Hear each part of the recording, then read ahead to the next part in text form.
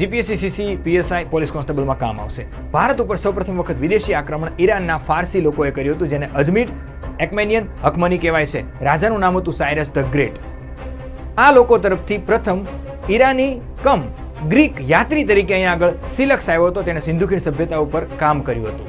ભારતમાં સૌપ્રથમ વખત ગ્રીક યુનાનનો કોઈ રાજા જેણે આક્રમણ કર્યું હોય તેનું નામ સિકંદર હતું, અને ગ્રીક તરફથી સેલ્યુકસ નિકેટરે પ્રથમ ગ્રીક યાત્રી તરીકે મેગેસ્થેનીસ ઇન્ડિકાના લેખક ભારતના ઇતિહાસના પિતાને મોકલ્યા હતા.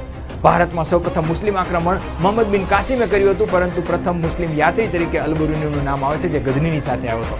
ભારતમાં પ્રથમ યુરોપિયન પોર્ટુગલથી વાસ્કો દી ગામા આવ્યો હતો, અને પ્રથમ અંગ્રેજ આવ્યો હોય કોઈ દરિયાઈ માર્ગે તો તેનું નામ હતું જોસેફ સ્ટીફન, અને જમીન માર્ગે આવ્યો હતો અકબરના સમયમાં 1599માં જોન મિલ્ડન હોલ.